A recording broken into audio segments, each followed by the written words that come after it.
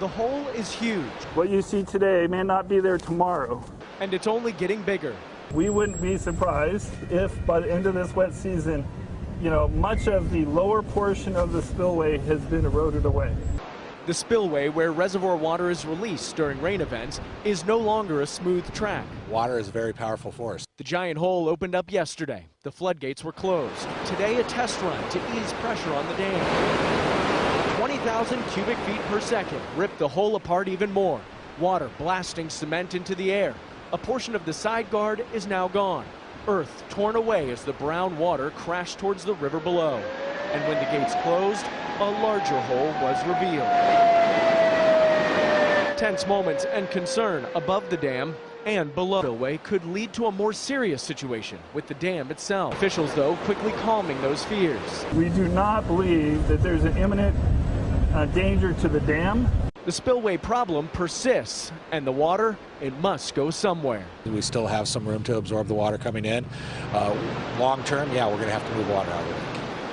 Number of levee breaks along the Cosumnes River at this hour, and a number of homes and streets are flooding, even trapping some people in some areas. Firefighters, friends and neighbors coming together in a sandbag brigade to help keep even more runoff out of this already flooded home. But as water from this swollen Cosumnes River started overflowing its banks, the pressure was too much and the levee gave way. Earlier, Sacramento County Office of Emergency Services warned residents to be prepared, and as expected, the levees started to crumble. It is getting worse, unfortunately. Our levee systems, they were doing their best, but now we are seeing breaches. The rising water not only affecting homes and yards, but even livestock were forced to find higher ground.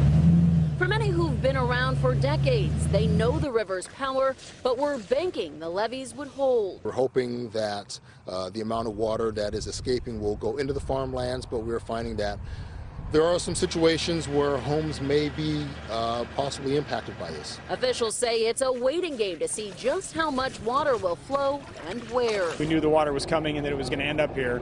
Just where it actually goes and who it floods first and most severe is kind of the unexpected to us.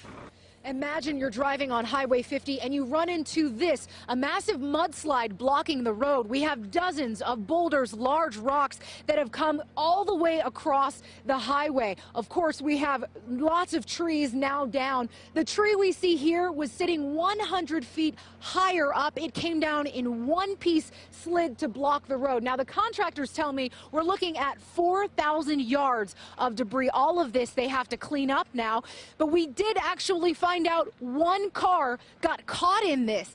That red car over there was a couple with their dog heading to Tahoe. This caught them by surprise. Luckily, all of them are okay. Now, as far as the cleanup, we've seen the first equipment arrive to tackle this mess. They say it's going to take 24 to 36 hours at best to get this entire highway cleaned. What a difference a day makes.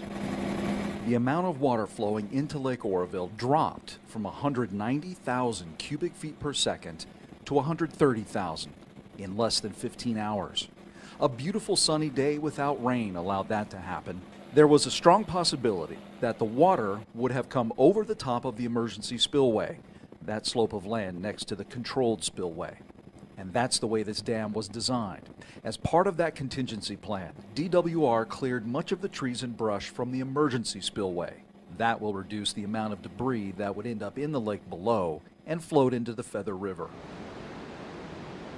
Also, they were able to reduce water releases overnight from 65,000 cubic feet per second to 55. The controlled spillway suffered massive erosion, a hole nearly the size of a football field.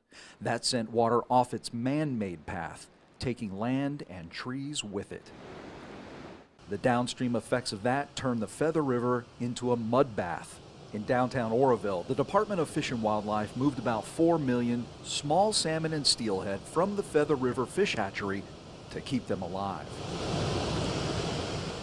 And is not in jeopardy in any way from this event.